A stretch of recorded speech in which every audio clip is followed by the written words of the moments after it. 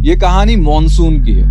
Monsoon यहाँ जिस समस्या के लिए आया था वो तो भगवान की दया से ठीक हो गई थी और मॉनसून को घर भी मिल गया था, पर बीच में उसका मामला थोड़ा पेचीदा हो गया। मैं आपको शुरू से बात बताता हूँ। मॉनसून को गोकुल बुटेल जी ने पालमपुर में देखा। अब गोकुल जी खुद भी एनिमल रेस्क्यू करते रहते हैं और जो अपने आसपास के कुत्ते हैं उनका वो काफी हद तक इलाज कर लेते हैं।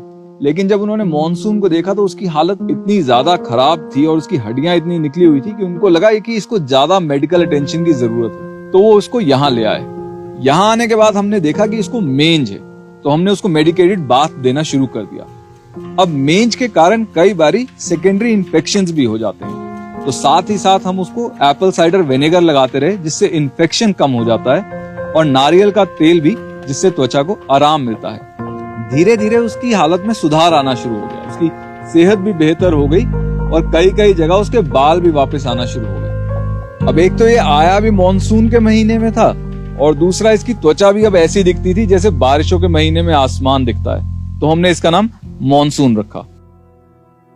जैसे जैसे इसकी हालत सुधरने लगी इसका व्यक्तित्व भी थोड़ा खुलने लगा। ये और कुत्ते बिल्लियों के साथ मिलने जुलने लगा।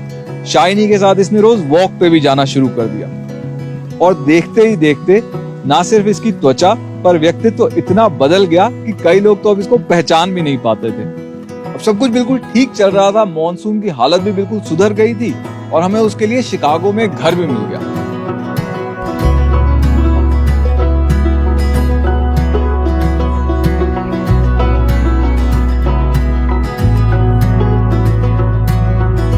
हम बस उसकी फ्लाइट के लिए फंड रेज कर रहे थे और इसी दौरान उसकी किसी कुत्ते से झड़प हो गई। इस झड़प में उसकी आंख में चोट लग गई और इसी चोट की वजह से एक इन्फेक्शन हो गया, जो इन्फेक्शन एक अल्सर में तब्दील हो गया।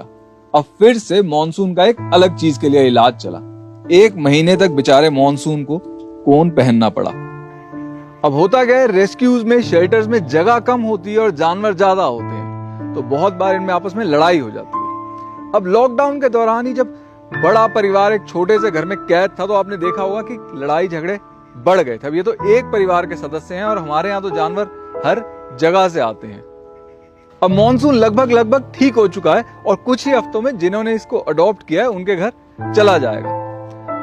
पर नवंबर में जब इसकी मेंज ठीक हो गई थी और ये सिर्फ जाने का इंतजार कर रहा था, अगर किसी ने इसको फॉस्टर कर लिया होता, यानी कि सिर्फ कुछ समय के लिए अपने पास रख लिया होता, तो एक इसकी तकलीफ बच जाती और पिछले 2 महीने में हमने जिन केसेस को मना किया शायद हम उसमें से कुछ केसेस को ला पाते, क्योंकि हमारे पास एक और जगह खाली होती। अब जब मैंने रेस्क्यूज करने शुरू किए थे, मैं दिल्ली में रजौरी गार्डन रहता था। वहां पे संजय गांधी करके एक एनिमल हॉस्पिटल है और मुझे लगता था कि भाई घायल जानवर को वहां पहुंचाया और मेरी ड्यूटी खत्म। पर अब मैं समझता हूं कि ऐसा नहीं है। संजय गांधी अस्पताल को, पीपल फार्म को और हमारे जैसी और जगहों को चलने के लिए आपकी मदद की आवश्यकता है। तो अगर आप अडॉप्ट नहीं कर सकते तो आप फॉस्टर करिए, पूरी ना सही तो जितनी हो सके थोड़ी मदद जरूर करिए।